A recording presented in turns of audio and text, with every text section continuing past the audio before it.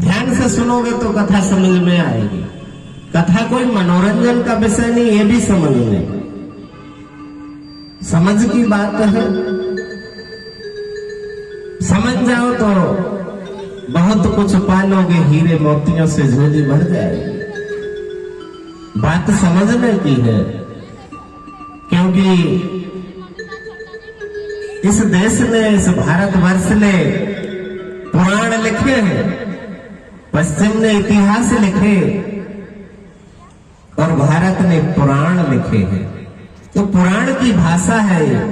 पुराण का अर्थ होता है जो कभी पुराना नहीं होता, जो सदा से है और सदा रहेगा, उसे पुराण कहते हैं। और इस शिव महापुराण की कथा आपकी कॉलोनी में बह रही है और शिव का स्वरूप देखा होगा आपने,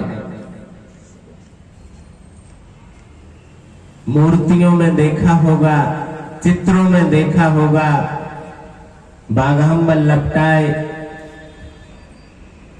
नीला शरीर अलसी के फूल की तरह, गले में सर्पों का हार, माथे पर चंद्रमा, हाथ में त्रिशूल और डमरू। ऐसा रूप परमात्मा का सोचा है ऋषियों ने। ऋषियों ने ये रूप गढ़ा है परमात्मा का, ये विचार काल में नहीं आता है। और ऐसा भी मत सोचना कि कभी तुम्हें शिव दर्शन दे दे तो ऐसा ही रूप होगा। ये ऋषि की प्रतिविज्ञा है, जो ध्यान में उसने दर्शन किया है शिव का ऐसा। यदि किसी को राम दर्शन दे तो कंधे पर धनुष होगा, यदि कोई कृष्ण के दर्शन करता है तो बांसुरी के साथ करेगा, मोर मुकुट और बांसुरी। तो परमात्मा के ऐसे रूप की धारणा ऋषि ने की है। चंद्रमा का अर्थ होता है कि शिव शीतलता से भरपूर है। चंद्रमा बरसाता है औषधियों को, चंद्रमा से पुष्ट होती है औषधियां, और चंद्रमा शीतलता का सूचक है। और भोलेनाथ में इतनी शीतलता है, इतना अगाध गहराई है, इतना प्रेम है, इसलिए चंद्रमा प्रतीक है कि उनके मस्तक पर चंद्रमा कहते ना, खोपड़ी गर्म हो गई, काम क्रोध लोभ आता तो खोपड़ी में भर जाता है, कहते दिमाग खराब हो गया मेरा, उसने दिमाग खराब कर दिया। कभी कोई आपको गाली वक्त दे, कुछ बोल दे, अपशब्द बोल दे, तो आप ऐसा कहाँ कहते हो कि मेरा हाथ खराब कर दिया? ऐसा बोलते ना, मेरा दिमाग खराब कर दिया उसे। मस्तिष्क में शीतलता है तो सब कुछ शीतल है।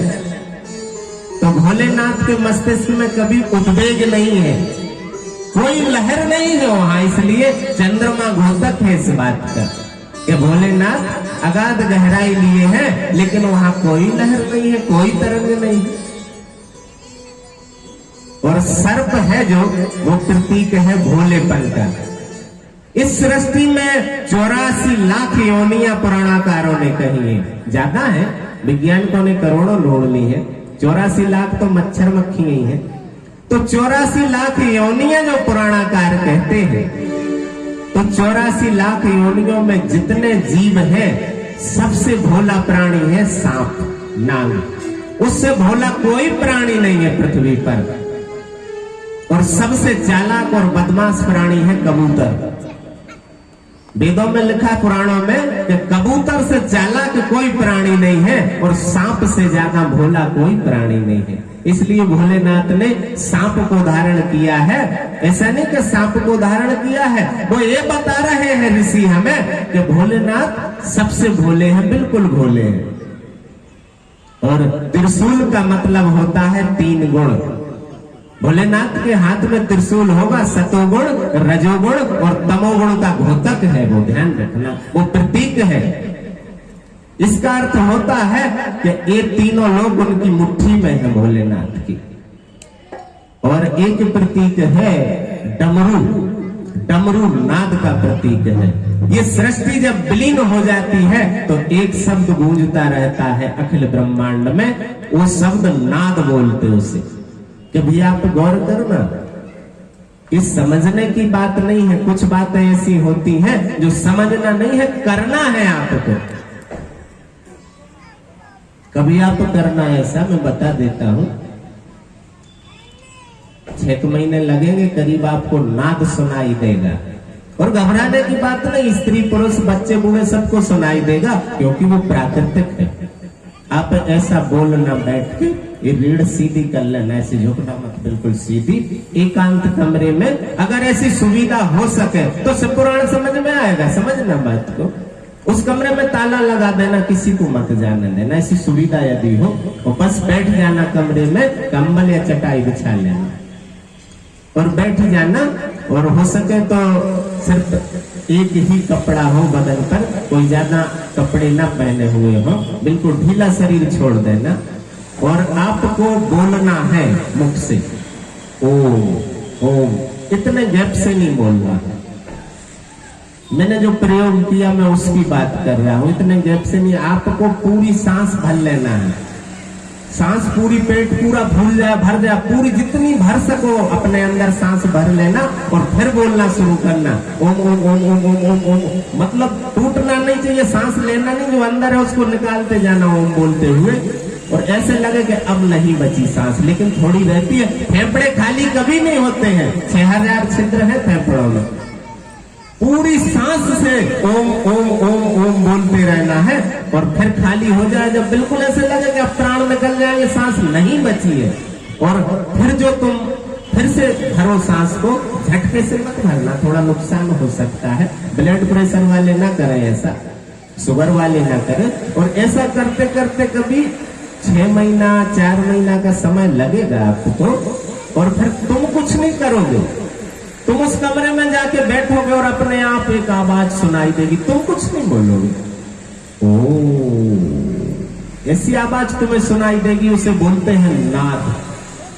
और भोलेनाथ का डमरू उसी नाद का प्रतीक है। जब चांद और सूरज खंडित होकर टुकड़े टुकड़े हो जाते हैं और पदार्थ ध्वनि में परिवर्तित हो जाता है, शब्द में। जो तुम देख रहे हो ये ब्रह्मांड, चांद और सूरज, पेड़ पौधे, धरती, आकाश, नक्षत्र, ये सब ध्वनि में बदल जाते हैं, साउंड बन जाते हैं। और ध्वनि से मैटर बनता है, साउंड से मैटर बनता है। पहले भाग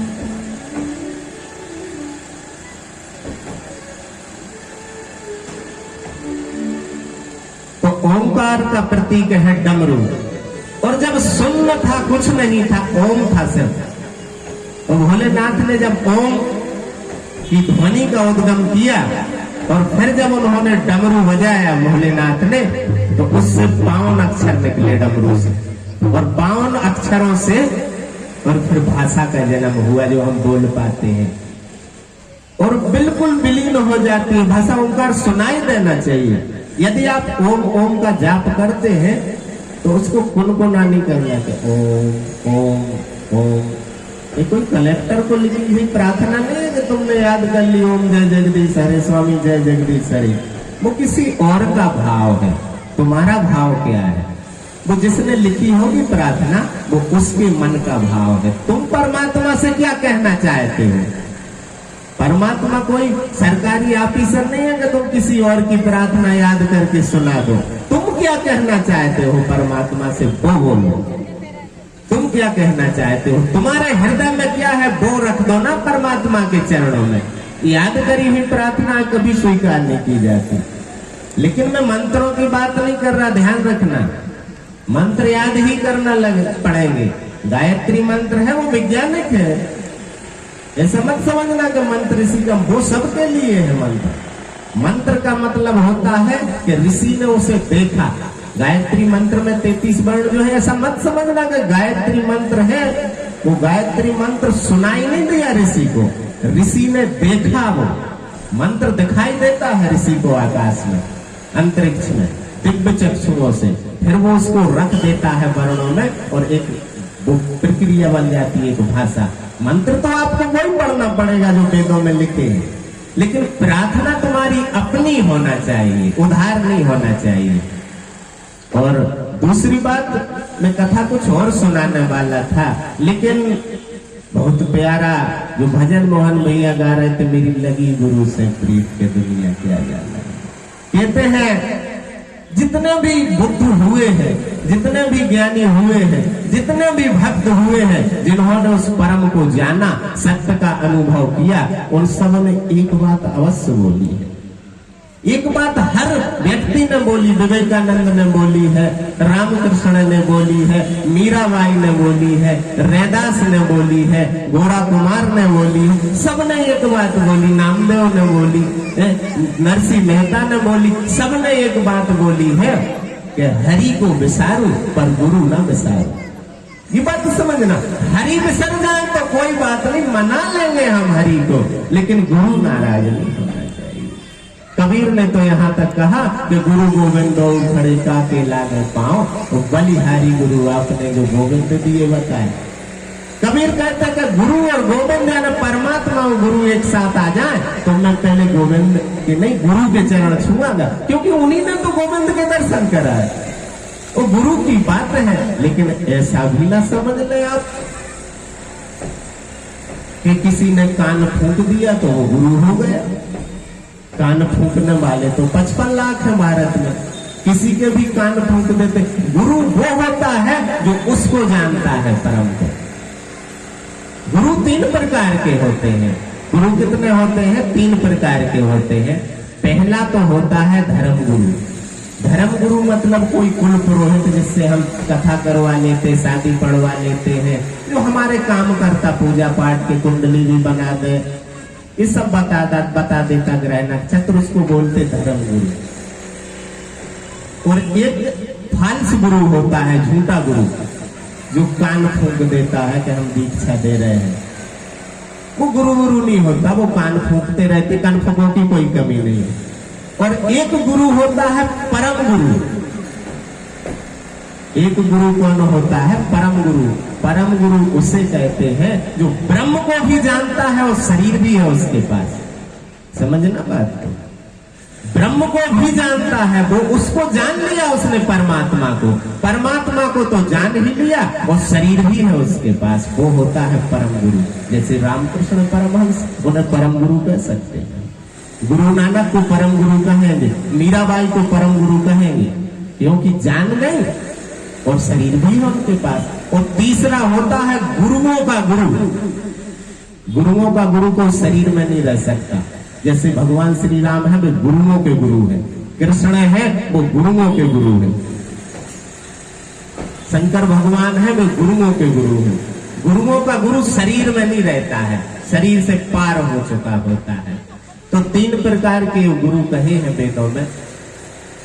तो ऐसा मत समझ लेना कि किसी ने कान फूंक दिया तो तुम बोलो कि हमारा गुरु हो गया। उस गुरु की बात नहीं कर रहे थे मोहन भैया कि मेरी लगी गुरु से प्रीत के जो दुनिया क्या जाने। वो रामकृष्ण मीराबाई रविदास की बात कर रहे थे, जिनने उसको जान लिया है, उसको उस परम सत्ता का अनुभव कर लिया। उस गुरु से प्रीत लगा लो।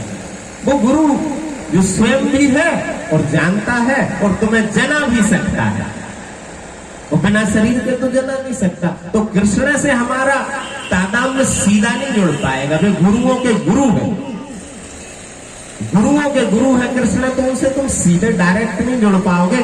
बीच में एक परम गुरु चाहिए जो तुम्हें जोड़ेगा कृष्ण से, तो उसे परम गुरु खोजना पड़ेगा। और परम गुरु खोजोगे कैसे? उसके लिए क्या करना पड़ेगा? तुम्हें शिष्य बनना पड़ेगा। समझ रहे ना? तुम शिष्य बन जाओ तो गुरु मिल जाएगा, गुरु आ जाएगा। किसी ने पूछा है अमरसन से कि हम कैसे जानेंगे?